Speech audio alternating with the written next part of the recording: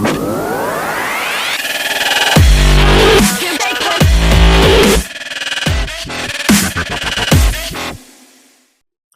up, everybody? Welcome to SWAT MMA. This is episode number 142. My name is Jarrod. I'm here with Paul. What up? We're coming to you from Las Vegas, Nevada. Today, we're going to be talking all about UFC 277 with a couple big questions coming out of there. Number one, who can beat Amanda Nunes?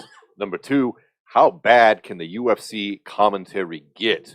We're going to discuss the rest of the card. We're going to take a look ahead to the Santos versus Hill card. Then we're also going to touch on some boxing today. Namely, did Jae Paul get scared of facing Rogan, a real boxer? We're going to see all that and more coming up on this edition of SWAT MMA. Before we get to the combat sports, you know what time it is.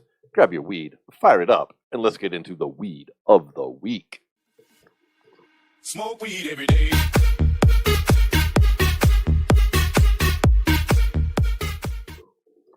What do we got here today, Paul? We got a couple real good strains here. We got our mac and cheese from over there at Wallflower. That's made by their house brand Mojo. I'm honestly like starting to like all these little. They seem like they do well with their house brand over there, and it's good deals over there too. I haven't been to Wallflower yet, but I can't deny it's so far from this right here. It's by me, but you know I'm on the other side of the world. So. Yeah, it's not exactly in the area where we got our studio here. Yeah. Mac and cheese is a cross of the Mac and Alien cheese. The Mac is Alien cookies crossed with Miracle 15. We got Alien coming in on both sides. Alien cheese is Alien Rift crossed with blue cheese. I always like the blue cheese strain. Personally. Yeah, blue cheese is always. I've never had a blue cheese that was like. Ugh. I always like the smell of it too. All like the cheese, like head cheese, blue cheese, all those like different cheese strains. Always like. Yep. That skunky flavor it gives to it. It's always freaking. Yeah, they earn their name with the funky smell and flavor, and I like it as well. We've also got some pink runts today. Pink runts is a runts phenotype, and runts is a cross of Skittles and gelato. Runts is always good. I always like every runts different like type. Yeah, what sets this phenotype apart is namely its smell. It smells extra fruity, extra sweet. Yeah, it's got a real nice flavor. That color on it, dark weed. It's very very dark purples in there, dark greens. Mm-hmm. You break it down in the dark, it's or in the in low light, it's like it's practically black. I was gonna say break it down in the dark, you can't find it. I know. All right, man. Well, let's dive right into some combat sports, though, as we continue to puff down on this delicious herbage. If you're smoking with us today, hope you're smoking on something delicious and legal like we are. Let's talk about the big pay-per-view of last weekend, Paul. We've got UFC 277, which is headlined by one legitimate title fight, which was Amanda Nunes in her rematch against then champion Juliana Pena. Mm-hmm. Then we had the co-main, which was a great fight and a great matchup, but we both decided, as many fans, bullshit title here. Yeah. Another one of the UFC's silly interim titles, which is proved not necessary by the fact that the champion of the division was right there, uninjured, and in the cage after the fight. It made the whole thing look kind of silly. Yeah, with bruises all over his face like he had been training. Yeah, clearly dude's been sparring, but that's not anything to really talk about right now because the fights were so good. Mm-hmm. Let's talk about that co-main event, though, first, what we're talking about here. Yeah. We had Kai Kara-France squaring off against Brandon Moreno in what is essentially the number one contender spot. Mm-hmm. Now, to refresh some of our listeners here, the champion is not injured, despite what the UFC may have told you. He wanted more cash. He publicly came out and asked for more cash after only earning a publicly disclosed $100,000 in his last fight. Yeah. The UFC promptly just created an interim belt. Is basically the short story. They created an interim belt. It also had to do with he also didn't want to fight Brandon Moreno a fourth time. He wanted to fight Kai Kara-France, and they wanted him to fight Moreno the fourth time. Yeah, and he wanted someone different, which is hard to fault somebody after facing somebody 3 times in a row for a championship belt. I get it. One of them was a draw, whatever. I didn't want to see it either. I mean, I'm still not that interested in the fight, but Now the UFC has effectively forced Figueiredo to fight Brandon Moreno no matter what, because now he's an interim champion. They can strip him and take his belt away. They have a champ. Mhm. He can't say he has no choice. Yeah. You fight this guy or you're done. Yeah. Not only that, it's why I hate a lot of these interim title fights, and it has more to do with like the flack the fighter gets that wins sometimes. You know what I mean? Like it's not their fault. No, it's not Brandon Like, it's Moreno's not fault. Brandon Moreno's fault. He's well. What's he Like, gonna do? Turn it down? Yeah, what's he gonna be like? Oh no, I don't want to be the interim champion. Like, come on, guys. Like, that's what sucks about it. Is like people like. Although I agree with you with everything you said, as far as like it doesn't really hold much like weight, and like there's really no need for it. The last thing that needs to happen though also is like people, because I've seen a lot of this online. People like hating on Brandon Moreno for it. It's like, dude, come on, he is the champion of the world, and whether you think so or not, because I mean, he's got a win over the champion. The champion didn't want to fight him again, and now he just beat the guy he wanted to fight and did it in fantastic fashion that got him a performance of the night bonus on top of it. Yeah, for sure. I understand his like point of view as far as like wanting to fight someone else though, but like there's also when you're the champion, you kind of have to take the fights you're given. Like in mixed martial arts at least, like in boxing it's different, but like seems like just Well, the in UFC is UFC, they forcing. control the Yeah, belt. they control everything. Yeah. Boxing is different because the promoters don't control the belt. Yeah. So the UFC is going to do what the UFC does. We talked about it endlessly. If you're a fan of the sport, you know about. I mean, interim titles are supposed to be when champions cannot fight, and the division must carry forward. The UFC uses them as bargaining chips, forced negotiation tactics, pay-per-view bullshit, whatever. But it is what it is. But Brandon Moreno did a great job. Let's talk about the fight. Kai France, Brandon Moreno. First 2 rounds, Moreno's all over him. Third round comes out. Kai France turns the tables all over Brandon Moreno, piecing him the fuck up, and then Brandon Moreno lands one of the nastiest freaking kicks to the body and drops him and finishes him by TKO. Straight to the liver. Yeah, it was bad. Yeah. I mean, instantly to the ground, clutching his liver. You know what it was too? It was one of those scenarios where he looked like he still wanted to fight, but his body's like, bro, we're going down. It was like we got it, we're done.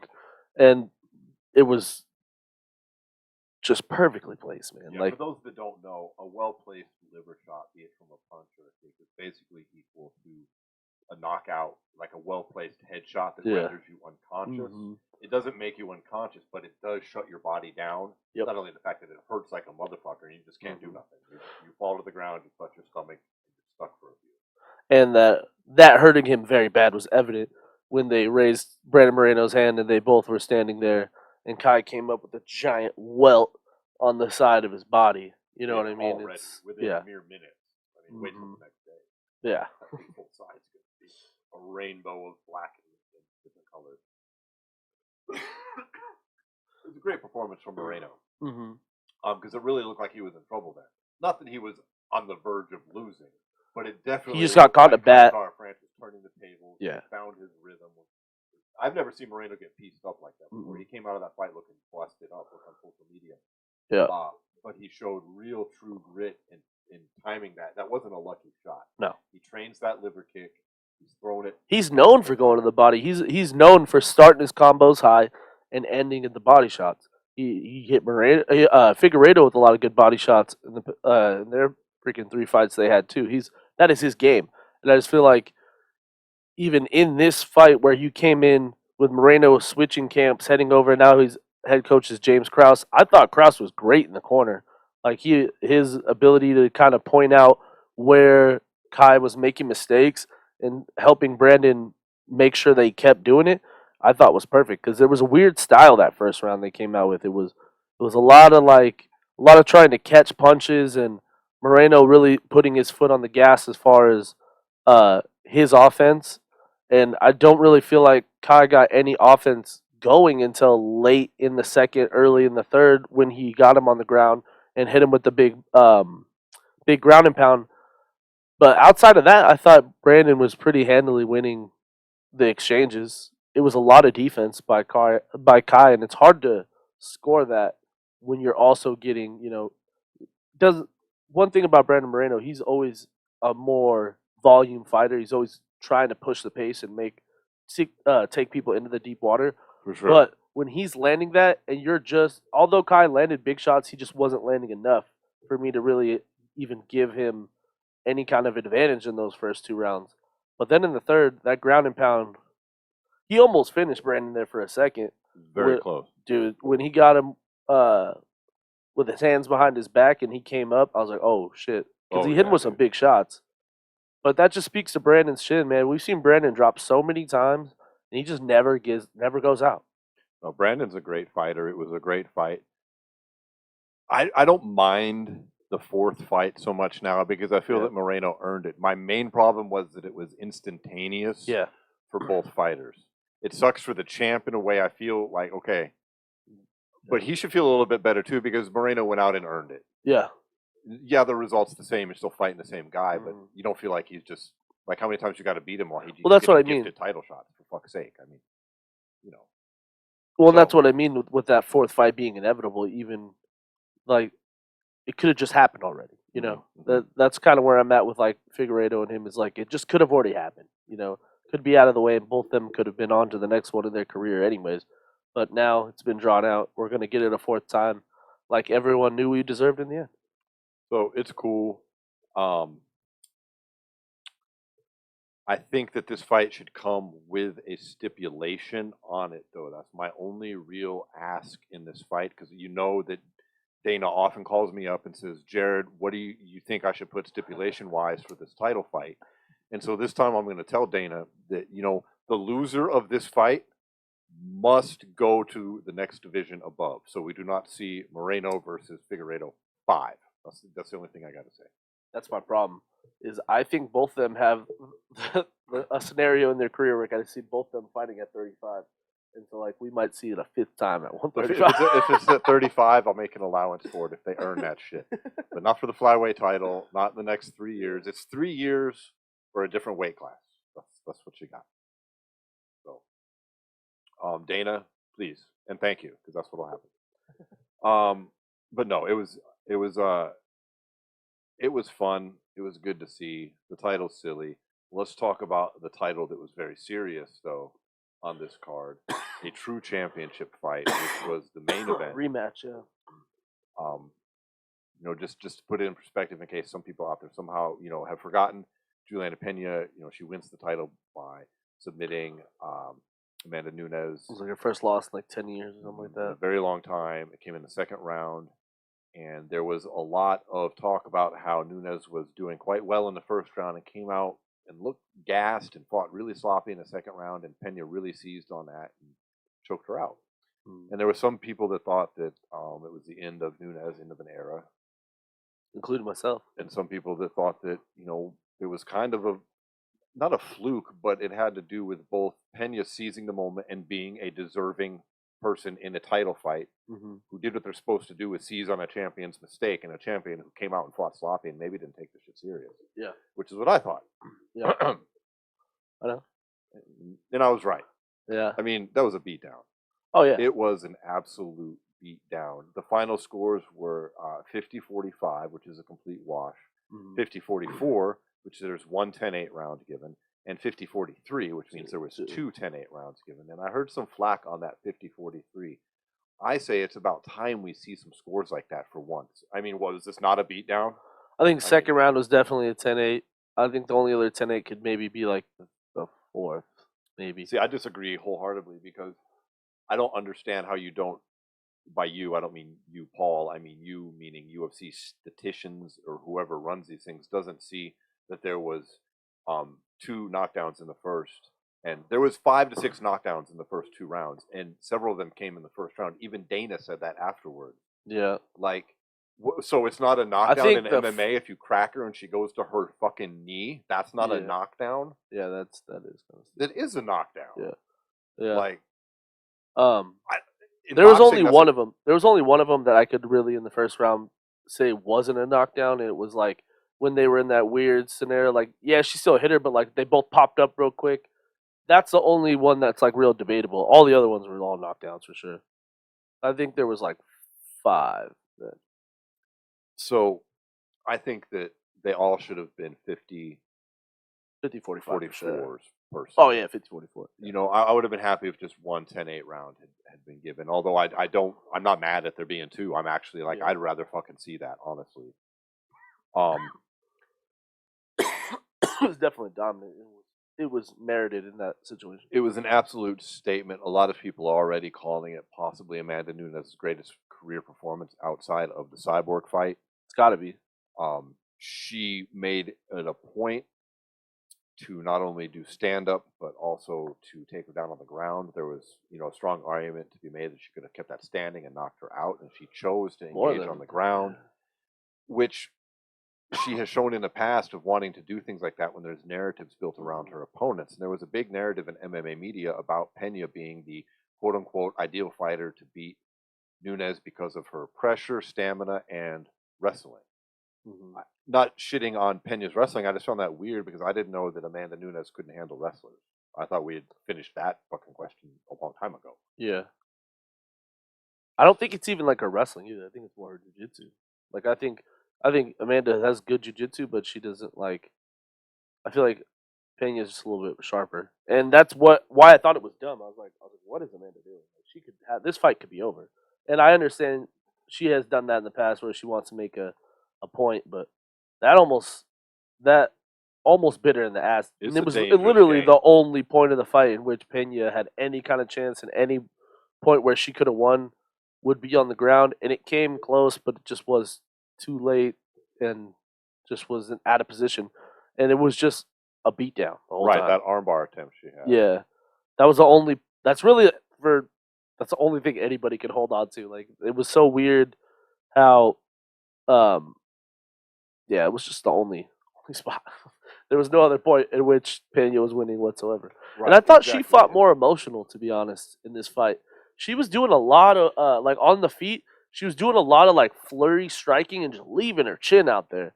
Like, she abandoned her jab. That was what was winning her the first fight. There was a lot of stuff that she did in the first fight. The stamina thing. I agree with you. Like, Nunes' cardio looked way better in this fight, but there was a lot of stuff that Pena did well in the first fight that she just straight up abandoned in this fight, and I think was a big part of why she got her ass just fucking took to the ringer. I agree with you, and I think there's a reason why she abandoned it. It's because Nunes came out and cracked her several times, and you could almost see it on Pena's face over the course of rounds 1 and 2. Because she's a very cocky woman, as you should be as a fighter. I'm not throwing shade, but she wears it on her face. Yeah. You know what I mean? Mm-hmm.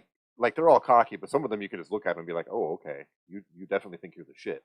Yeah, and we all know she does. Mm-hmm. But that look changed. That fucking look on her face changed. She had a little bit of like, what the fuck on her face at the start of round 3. Yeah, and I think that led to a lot of it. Those right hands, that fucking little right overhand like hook that Nunes was throwing was right as Pena was coming in, so it had the dual impact of the moving forward. Well, you know what? She was leaving it there for her, though, because early in the fight, she it was like Amanda kind of let her make all the mistakes in the first 2 rounds.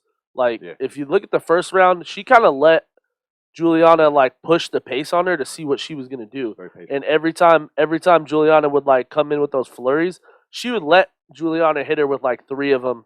And, like, after the 4th one missed, she would land that fucking overhand. Well, it wasn't even like an overhand. It was like an overhand, but it was because it was like Juliana, an overhand hook. Yeah, combo, like almost coming down. If they were at range, it would be an overhand. But like, because Juliana was coming in, she just angled it in and fucking landed it every time. It was really nice. It was very nice. Like, and it was stunning. Like, Pena's got a tough chin, dog. Oh, for sure.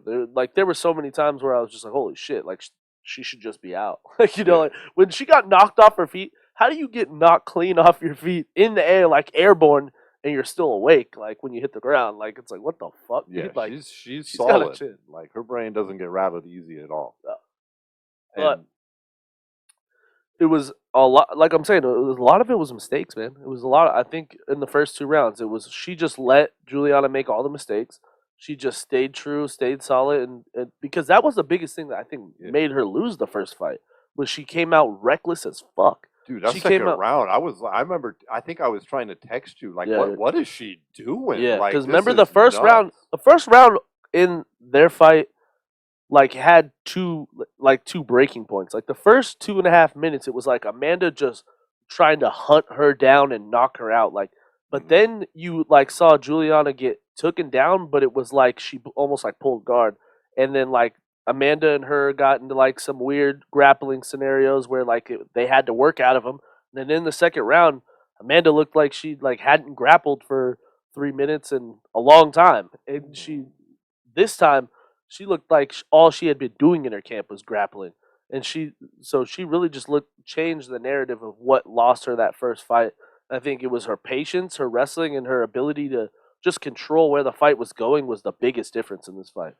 We basically got a real strong parallel here to George St. Pierre and Matt Serra and that little saga that went on with them, where you had the dominant champion in Pierre, losing, to the underdog with the fucking KO, and everybody's like, oh shit, and then he comes back and tightens up his game and then wins the title back, and it's just kind of this thing that happened. And it doesn't mean that Sarah didn't do something great. He did. Doesn't mean that Juliana Pena didn't do something great. She did. Yeah. It's more of a testament to the other fighters. Well, everybody has their time. Yeah. Even Nunes said that after the fight. She gave her props. Yeah. She was like, I understand that like what happened to me, like she deserved that. Like that was her point in time, but like now it's my time still. Like I'm back. She's like not it's done. not.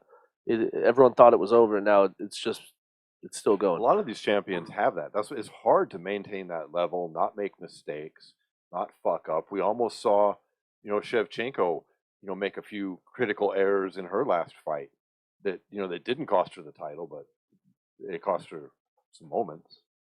Well, MMA is that kind of sport too, where it's all about runs, like and you're and always fighting not the only best in your as the career champ. but in the fights too, Yeah. because we've seen so many fights like just turn the tide so quickly, like literally it happens. You go into a fight and you could feel like you're the best fighter in the world, and you're just gonna spark somebody and disrespect them, and you get knocked out. Think about the first time Luke Rockhold fought Michael Bisping versus the second time he fought Michael Bisping. It's a perfect example of how this game is not always about who's the best. It's about who's the best on that night at that time and who takes advantage of the windows in the fight. And I just felt like the first fight, Juliana fought a lot more patient and was a lot more like looking for the windows that were open. This fight, she fought like she was the fucking champ now, and Amanda wasn't shit. She was like, this shit's so classic. I mean, it's Rocky 3, right? I mean, we even see it in fucking drama movies. The champ gets a little complacent. They're still good. The hungry up-and-comer, and they whoop that ass, and the champ's got to go back and refocus and improve. They still got it. Yeah. And that's what happened. That's why Rocky 3 is the best movie. Right. And it's interesting. So, taking nothing, like, Pena had her spot. It's not a fluke, kind of like I termed it a fluke. I don't mean it like you didn't earn it or deserve it, but you're not the GOAT. You're unfortunate you ran up to the GOAT and you had your shine on her, and you'll always remembered as the one who fucking did that. Yeah. But I think what we have next, though, is the big question is, who is it? Who can beat Amanda Nunes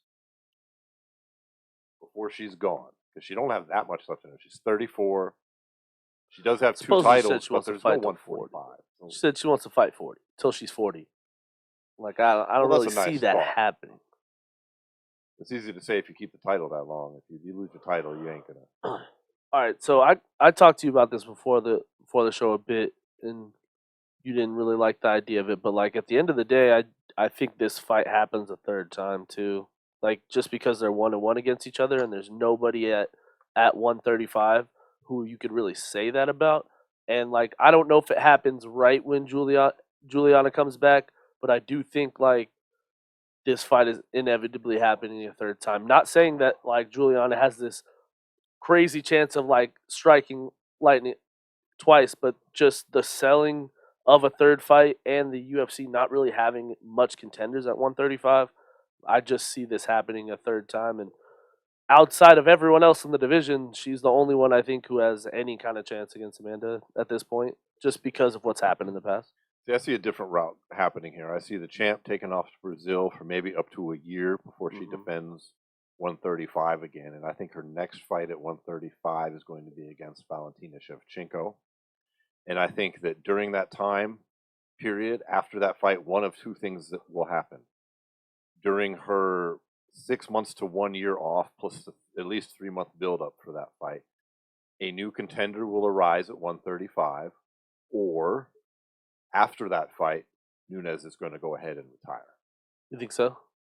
Well, Because if she were to beat Shevchenko again, let's say, yeah, they're literally, and no one else arises. What is she going to beat Pena up? Why does she want to beat Pena up again? I'm just saying that's what the maybe she UFC is does. going to do. Or why Like, does she I want to beat Chakugian up again? Or why does she want to beat any of them up again? Yeah. Yeah, no, I understand what you're saying. I'm just saying that that's a perfect world situation is what you're talking about. And I don't necessarily think it's going to be a perfect world situation with how the UFC's been running things lately, man. Like, what you're talking about is a fucking dream scenario for me. Well, Shevchenko wants that fight. Yeah. You know Dana will give it to her.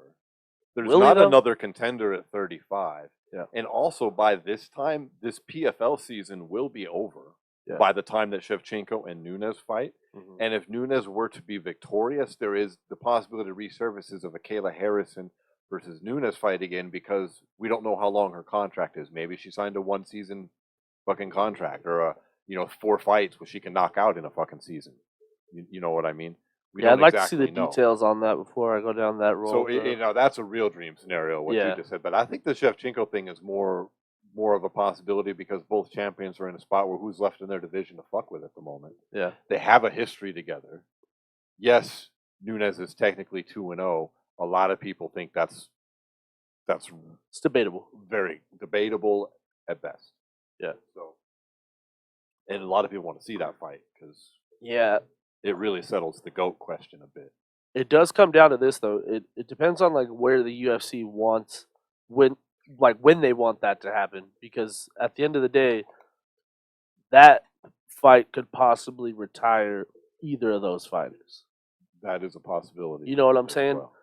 That's why I feel like the UFC could pump the brakes on it, like give Amanda what she wants, exactly, like a year off, and then that gives Juliana a year off, and then they just go a third time. Not because it's fair, not because it's anything, but because that will sell, and it will have to happen before Shevchenko, and they give Shevchenko 2 or 3 more fights, and then kind of force both of them into like fighting each other at the latest in their primes that they ever could. Like, and that's just what I feel like the UFC is going to do, because that's where they're taking this sport. Right. That's what they're taking this sport. They don't believe in super fights anymore, because there's a guaranteed dollar at the end of every card. So the super fights don't always have to happen, and it's unfortunate, but like if Amanda beats Shevchenko, I could see Shevchenko walking away, because that's 3 losses against Amanda. She's already the greatest at her weight class, and she has nothing else to prove. But in the same breath, I feel that same way about Amanda. If Amanda loses to Shevchenko and then they're 2-1 against each other, they're going to fight 3 more times after that. All right. Well, I think that settles, the 2 ways that this could go. But there's another question associated with this card that ties in with this fight particularly, which is, as I said in the intro, in my opinion, nobody. How bad? Well, nobody can beat her, but how bad can the UFC commentary get? God. Yeah. And what I am specifically referring to is the commentary during this fight. Yeah. Amanda Nunes versus Juliana Pena. Joe Rogan, Daniel Cormier would not shut up about how awesome Pena was doing.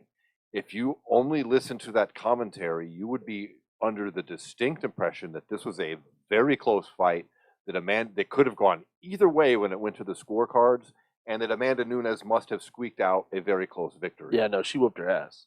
It was even close. That couldn't be further from the truth. I've never seen a commentary team continuously praise a fighter who is getting their ass kicked while not saying shit about fighter doing the ass kicking, especially when it is a decorated champion coming back from an embarrassing loss, possibly the greatest all time to ever do it. Yeah. I was fucking baffled. Yeah, the whole internet was going all over about it. When does this stop? Yeah. Like, this is like politics. It's like political spin. Is the UFC in their ear saying spin the fight this way so that the casuals stay more interested because they think the fight is closer. I don't That's the know. only thing that makes sense to me. Because these aren't stupid people. Yeah, no. I mean, I talk shit about DC a bit, but dude, he's a smart guy. He's got Yeah. a great fight IQ, maybe a genius fight IQ. You know what I think their overall problem is? I think that they get too caught up in the narrative. They get too caught up in the like the comeback story of like, oh, Juliana Pena, she shocked the world last time. She's gonna do it again. Blah blah blah blah blah. And that's what he was doing when she was walking out. Cause like I was at the bar, so I couldn't hear the in-fight commentary, but like I heard when they were walking out, and that's what DC was doing. He was like, is she gonna go in? She last time before the fight, she pulled me to the side before the fight and told me I'm gonna shock the world, and I told her you're crazy, and then she did it. So is she gonna do it again tonight? Da, da, da, da. And like she's just getting her face bashed in, and he's like just talking about that the whole fucking time. It's like that's cool and all, bro, but like what the fuck is going on in the ring is completely different from what the narrative that you're trying to spin around this fight is. It's like two different things. I'm telling you, I've never seen a fighter eat elbows Yeah. from guard and then get all the talk about is how great she's doing. Yeah. It's the most egregious. And then when she out-of-touch got that commentary armbar, I've they were fucking like, seen. "It's over." It's like, what? No, it's not over. He said that. He said that when she was in the armbar. She's like, "It's over." It's like, DC no, at one point said he didn't know what the judges were gonna fucking say. That's crazy. That's crazy to me. It was like literally an easy score.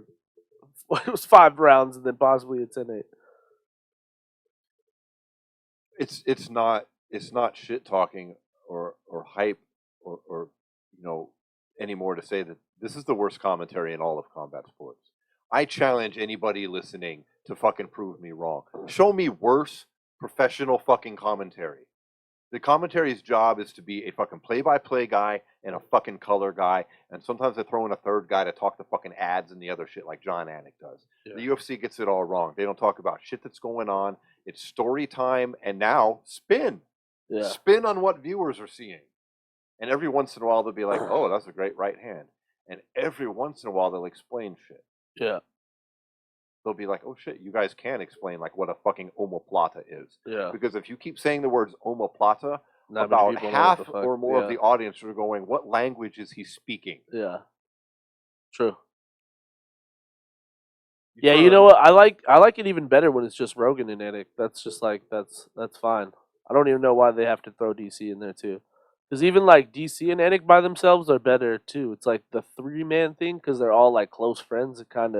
It turns into like they're shooting the shit during the fight, and it's like that's cool. That's cool, like when they're on the podcast or something. But Yeah, like, you can have your Yeah. favorites when you're on the podcast. And it's root just for the DC one just fighter tries to you tell want too win. many stories, man. He's too built up in the story, and versus like what's going on in the fight. And you know what? Like a lot of people have called him out for this. Even other commentators, like freaking Dominic Cruz, he talks about how he's like, man, all DC talks about is stories. Like he doesn't talk about anybody like how they land punches or how they how their Well, this stats ties and stuff into like that that. too. Have you seen what happened with Uh-uh. that? Did you see who Cormier went to for advice? What is that? I mean, I'm not making this up. You can Google it. There's news stories about it. He said this publicly. He went to Rogan. And you know what Rogan told him? Fuck him. Don't listen to the criticisms. Now he's like, fuck him. I'm following Joe Rogan's lead. And now look what we get. Yeah, We but get Joe that's Rogan like and 'cause him they're being yeah. absolutely off the fucking charts with what they're talking about. Yeah. That had nothing to do with what was happening on the Yeah. screen. Whether It's the 'cause UFC they're was telling friends. them to or not to, Yeah. it doesn't matter. That shit made no sense. Yeah. It wasn't what was happening, and it was fucking ridiculous. Yeah, And honestly, it took away from a great performance by Amanda Nunes. Yeah, Amanda Nunes whooped her ass. In the end, that's the problem though. It's like you guys told him to go to his friend. like we're friends, dude. If we're friends and we're both at the peak of all MMA like media, and no one can really tell us shit. And you told me, hey, bro, they said we should tone it down. You'd probably tell me, yeah, fuck them too. That's why you know what I mean. Like I understand consulting with your friends, but at this point, DC needs to get better at commentating. It's just not. It's not good. I mean, they don't do what everybody else in combat sports does, which is describe the action taking place. Honestly, if I'm gonna be real, I feel like the production of like this is gonna be a little controversial. I don't know. I feel like the production of the PFL is better than the production at the UFC right now. Oh, I agree. The commentary is better too. Like Dude, BKFC commentary crushes this shit. And BKFC is simple to explain. Yeah, well, I just feel like no, take the commentary out of it. I'm talking about just the The production, production value and overall. value No, I agree. overall. They actually Like do. the PFL, they show a live punch count. The PFL is geared towards them. Like as much shit as I've talked about the PFL in the past, I feel like a hypocrite right now. But I'm telling you, the PFL is doing it the fucking right way, dude. Now, if you're a casual fan, they literally give you a live punch count, speed of punches, live like total strike like variety, whether it's to the body, head, like all the different like variety strike. Their refs have body cams on them. Like there's just all this shit that they do that has just I feel like has It made enhances it the better. viewing Yeah. experience. It It makes makes it it easier to yeah. understand for people who are Mhm. just tuning in. Yeah. Yep, 100%. While the UFC doesn't. UFC's like, dude, we've been doing this for years. What we were at the top of the game, and that's kind of the problem. Is I feel like they're at the top of the game, and they just feel like Oh, here's what will happen: is somebody in the octagon will try an omoplata while on the ground, and then Joe will say it that, oh, he's trying an omoplata right now, and then DC will chime in about how this one time in the gym, so and Someone tried so that. did an omoplata, and Yeah. he told him this, that, and the other. And meanwhile, a bunch more happens on the screen, and you know what happens is nobody explains And then all of a sudden, to anybody. and then Hold all on. of a sudden, Anik will be like, "Oh, and a nice right hand." Right. And nobody explains to anybody what the fucking hell an omoplata is. Yeah. This is how you grow the sport. You explain what's happening. Mhm. MMA needs it more than anybody. Yeah, yeah, because there's so much variety of shit that goes on in there, you know.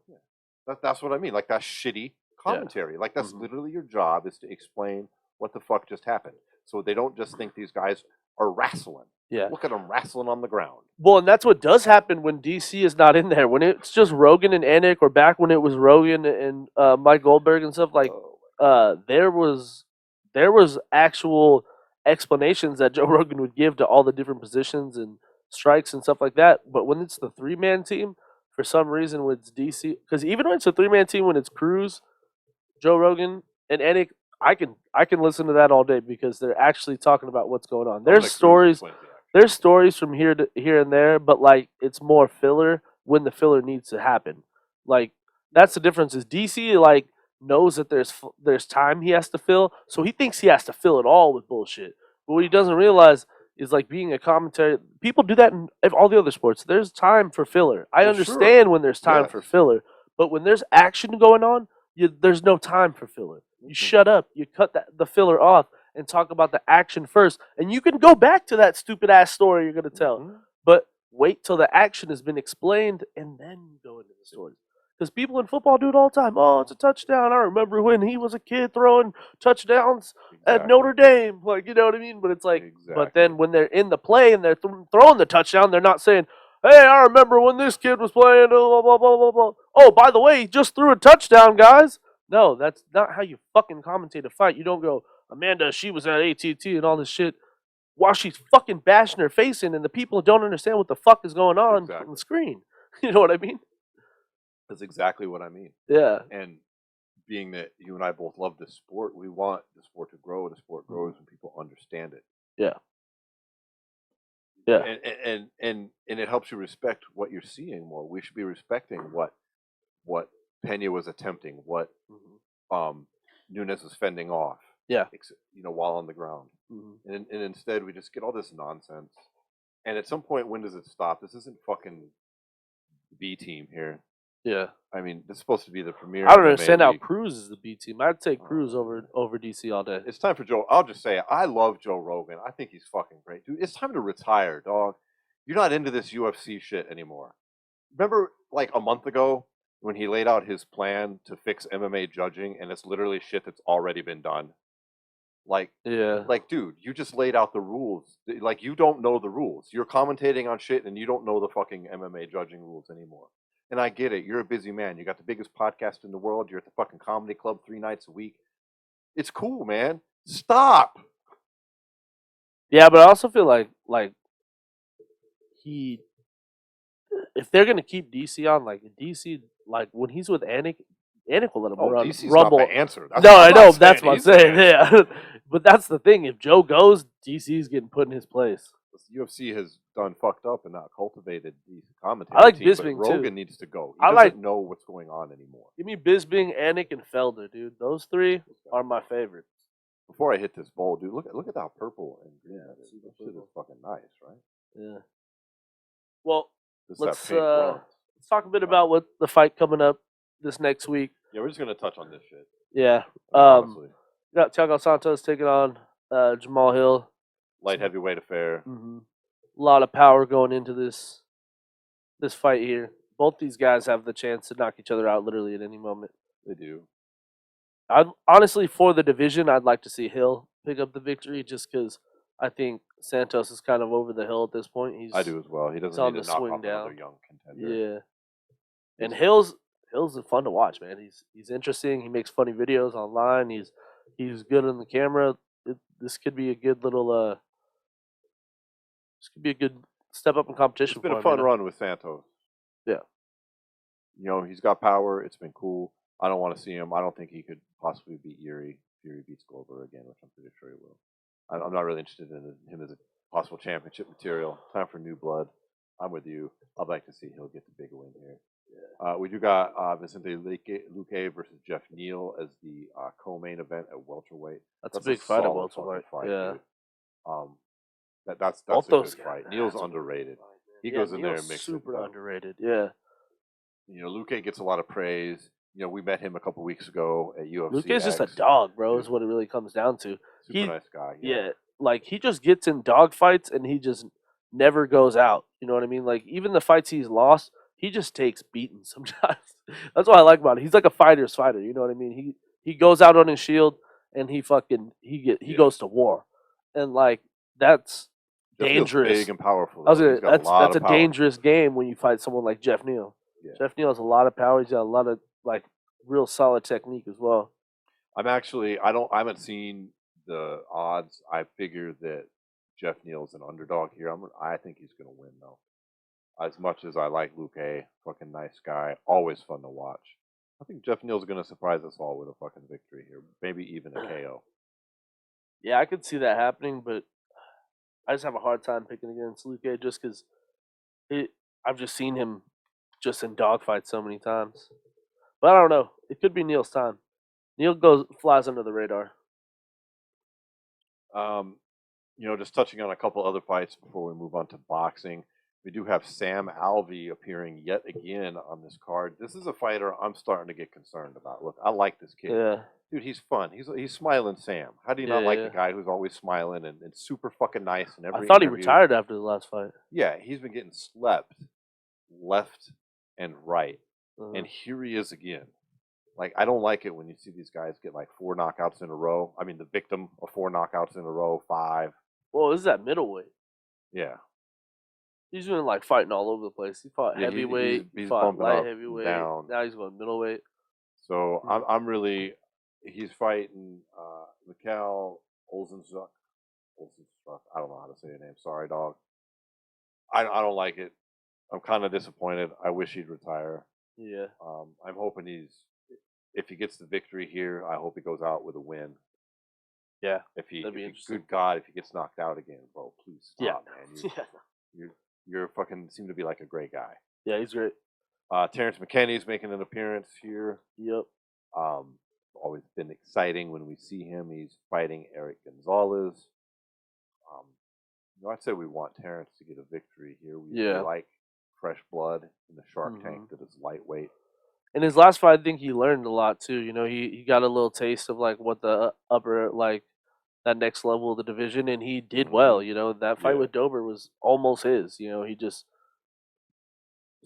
got to learn to be a little bit more patient. And that's just a young fighter. You know what I mean? And Drew Dober's not Drew Dober's we saw last weekend. Drew Dober's no pushover. Yeah. So it was a good test. I think this is a good, bounce back fight here from McKinney. I expect him to get a nice victory here. Yeah, and continue to rise up the the lightweight ranks as long as he's matched up correctly, appropriately as he continues to grow as a fighter. That's really about it on this fucking card that I feel like talking about. Yep. We did have some. It is boxing news that's making a lot of noise here. Yeah. Sure it is. This information broke during the UFC card, and it is that the Jake Paul versus Rockman, how do you say his name? Rockman. Rockman. Yeah. Rockman. Has been canceled. Rockman Jr. actually. Weeks out before the fight, supposedly it's been canceled by Jake Paul and MVP, citing weight issues by their opponent, which I've heard both sides of the story right now.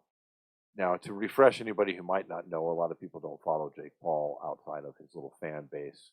But, this guy was a replacement fighter. Rahman was, after Tommy Fury was denied entry into the U.S. Yeah. Which Jake Paul has been trying to spin that as Tommy Fury blew the fight and was scared. No, he had visa problems. He couldn't get into the country. They didn't want to do the fight in the UK. Replacement fighter. In comes former sparring partner who sparred Jake Paul at 230.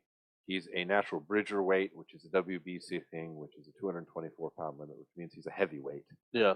Okay. They asked him to come down and lose all this weight on short notice. They did a weight check. What is he, 2 weeks out? He's 221 or something like that. He has to Right. weigh 200. And they canceled the fight, not even making it to the scale. Yeah. I cry shenanigans, as are several others. I think it's bullshit. Yeah, I think it's bullshit too. Personally, I think what happened is, and this is pure speculation on my part, but during the press conference, we saw it come out where Jake Paul was trying to brag up the fact that he whooped up on Rahman during the fucking sparring sessions in the gym. Mm-hmm. He responds back like, bro, I was fucking fighting you one-handed because your team specifically asked me to.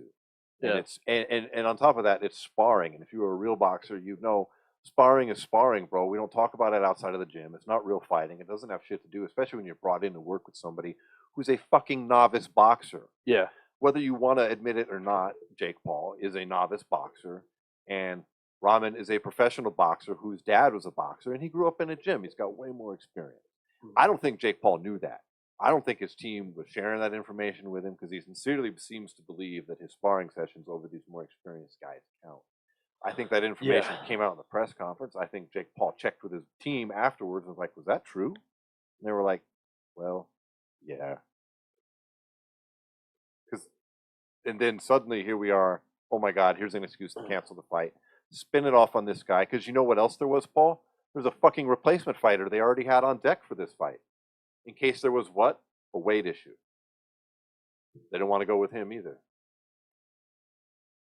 And then Rahman puts out a video that says he'd take all the penalties and fight him for the bare minimum of $5,000 just to have the fight go forward. And if you barred me at 230, what's the problem fighting me at 215?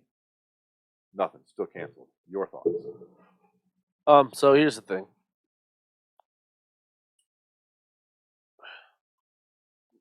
Talking about winning in sparring matches inside of a fight camp do not make any sense to me. Because here's the deal. If I am Jake Paul and you're Seem Rahman and I'm training to fight Nate Robinson, you're coming in to give me work before I fight Nate Robinson. Why on earth would you try to knock me out? Nate Robinson, not a professional fighter. Yeah, but you know what I'm saying? If you're Rockman who's being brought in by his camp and being paid money. Yeah, being paid money to help him get some work in before he has a fight coming up. Yeah. Why on earth would you try to knock the person out? You're gonna go all out there and try to whoop his ass.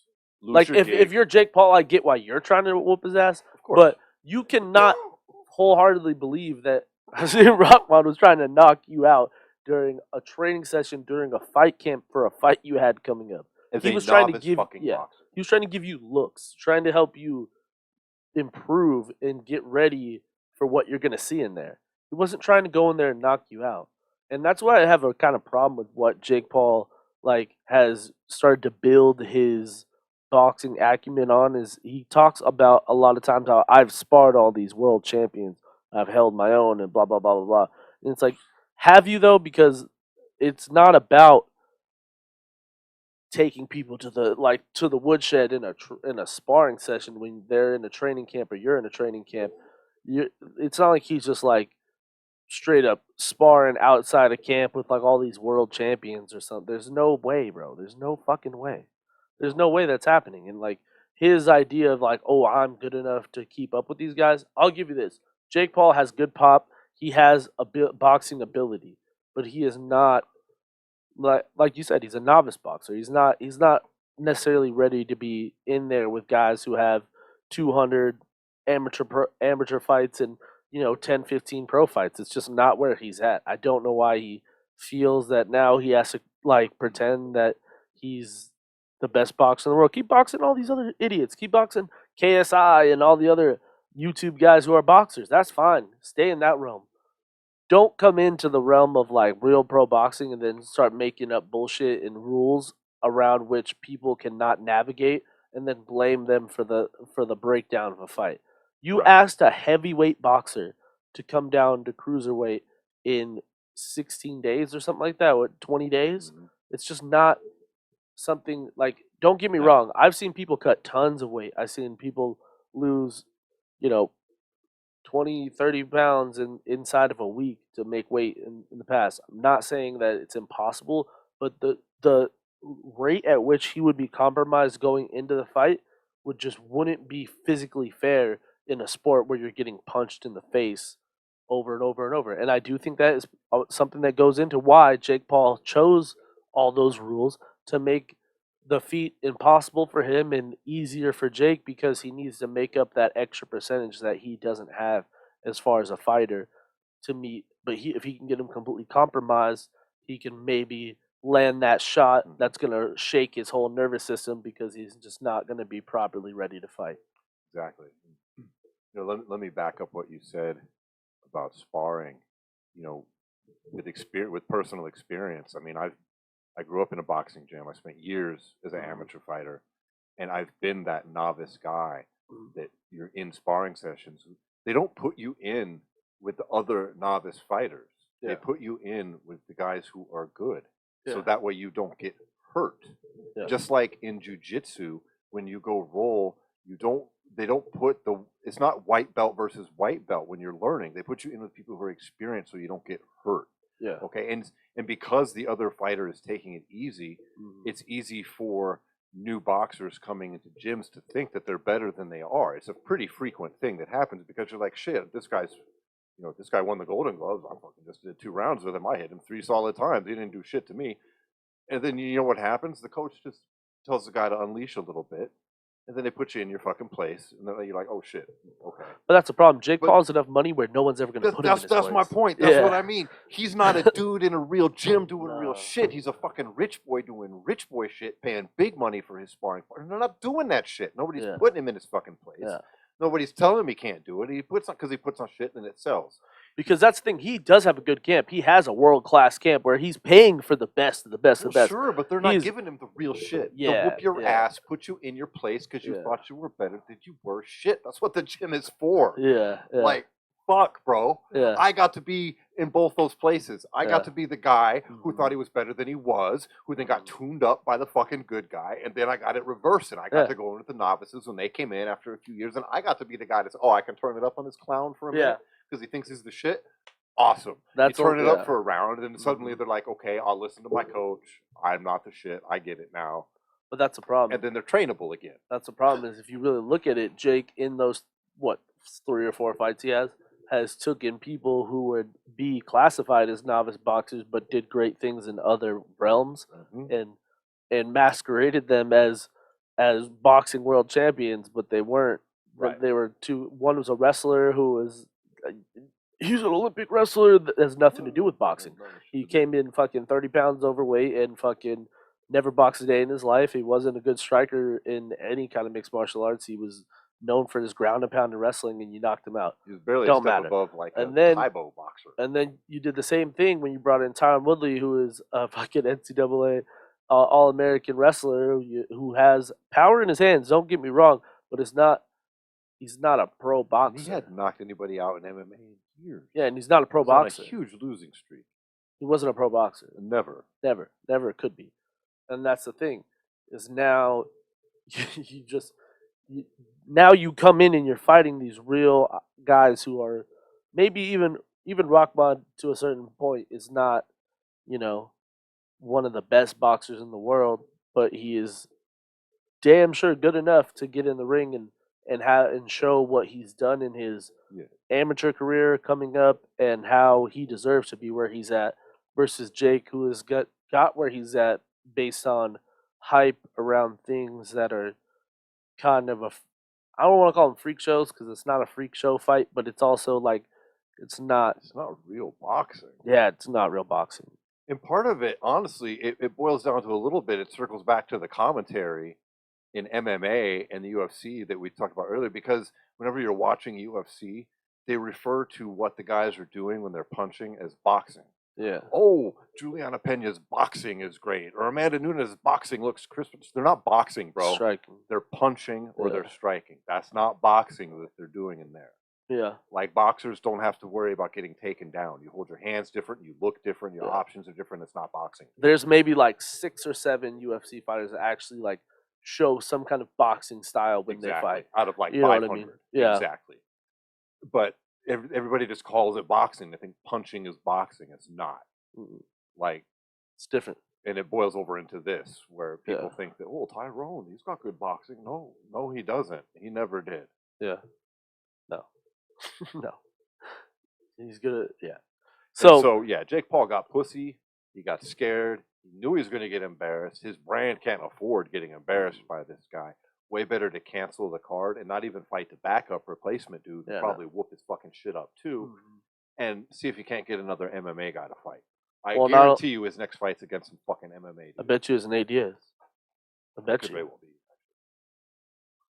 He's probably looking at that, hoping that is what happens. Which also is just like he's gonna stack all the cards against Nate too, because he's gonna make Nate fight him at like 185, which like Nate shouldn't be 185.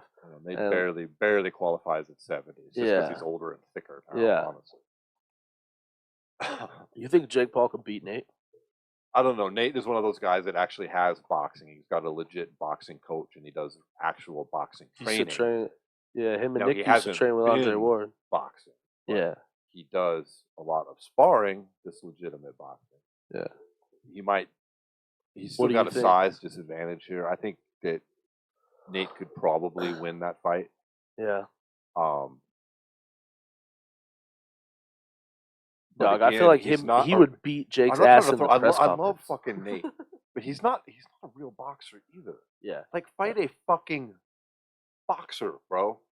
You think Fury would have beat him? Yes, I do. And Fury's not that good, but he's a boxer, dude. Yeah. Like, he's had and he's actually Jake's size. Yeah, they're actually the same size. They're not. I think he's a little bit bigger, but yeah. So, yeah, I think it's pretty clear. I mean, Dana White went out and said he thinks it's because of the lack of sales. That could play a part in it. That could too, yeah. Even more than the lack of sales, the brand damage would have been terrible with the loss, dude. And what does he get with a win? Well, that's the same thing as like if you lose in front of nobody, like that's those small voices are going to be real loud too when they tell everyone what happened, you know? Oh yeah. It would hurt his brand really bad if he would have lost that fight in front of just terrible viewership, which it probably would have been. Like MSG is expensive. Oh yeah. Well, I'm not even talking live. Live, whatever. You can pack it up with like YouTubers and all that shit. You can pack it with them. But I'm talking the pay-per-view sales are a whole nother game. They are not selling that pay-per-view, and that's Showtime. Showtime is not in the business of just, fucking wasting money. If they think something's not going to make money, they'll pull the plug. They do that all the time.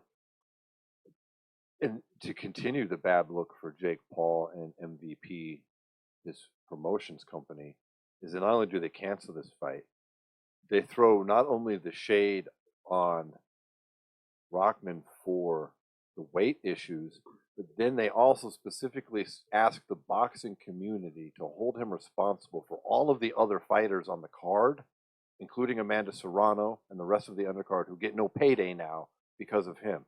I think that's outrageous. Yeah, what an outrageous thing to fucking say, you piece of shit. Yeah, like, you didn't even let this go to the fucking weigh-in. Like, we're weeks out and you canceled before he hit the scale before the fight. Yeah. So shut the fuck up. Yeah, exactly. Talking about you cost If he Amanda like a if he payday. showed up to the weigh-in and was like 25 pounds overweight, I'd be like, come on, dude, like Yeah. that's fucked up. Blah blah blah. But you canceled it with him being like 16 pounds away from the weight limit with 7 days to go. They said he had to fight him at 205. 205 was the official weight class.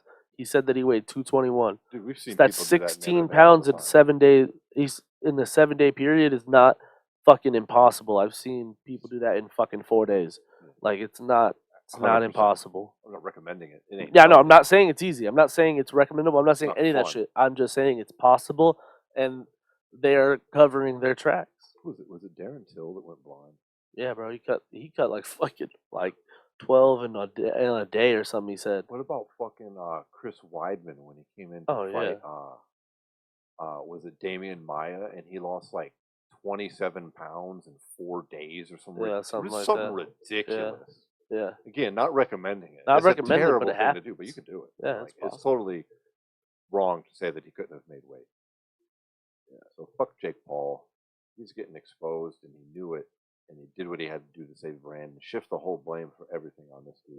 Yeah. Like he's not a replacement fighter, too. Just like he did with Tommy Fury, saying Tommy Fury it was his fault. He just has the voice over them because none of those guys really give a fuck about that part of the. Tommy Fury does, but like the social media part of things, like in all seriousness, like Tyron Woodley was a championship, but like he's not that serious about like all that shit. Ben Askren doesn't give a fuck that he got knocked out by Jake Paul. Like fucking in the boxing world, if Hasim Rahman gets knocked out by Jake Paul, and everyone he loses respect of all the like actual boxers out there. Yeah. So like that's just the actual thing that makes sense is to cancel it because nobody wants to get knocked out in front of nobody. Like I said. Well, we'll see what his next move is. I wish he would fight somebody real so somebody could end this farce. Mm-hmm. But dude, I would bet money that he's gonna pick a non-boxer for his next fight. Watch. Yeah, probably. And you're probably right. It's gonna be Nate Diaz because Nate's either got most likely the Chimaev fight. Either he's gonna lose that fight, or the fight's not gonna happen, and he's going to hit the expiration date a couple weeks later on his contract. Either way, he's out the door. So we'll see. Honestly, we'll see, dog. I think it doesn't happen if Nate fights Chimaev, though. Because if Nate fights Chimaev, he's gonna get fucking eaten alive, bro. I still don't believe that fight happened. I don't either, but I'm just saying, like, if it does happen, I think it ends the opportunity for him to fight Jake Paul because I think it's gonna fuck Nate up, like physically, because Nate's just scar tissue everywhere, and Chimaev, all he does is just throw haymakers. That usually busts those areas of your face up. So. Absolutely. Well, we'll see how it all plays out, my friend. Yep. Unfortunately. That wraps the show for today, everybody. Thanks for tuning in. If you're brand new to the show, you can catch us everywhere that podcasts are distributed. Plus, we have video up on YouTube, which includes lots of other little cuts from the show and other things as well. We have everything all up on a brand new website for you. Where is it at, Paul? SWAT MMA.com, where you can head over there, click the gear button, and support the podcast. And then head over to Instagram and follow us at SWAT MMA Podcast. Peace. Later.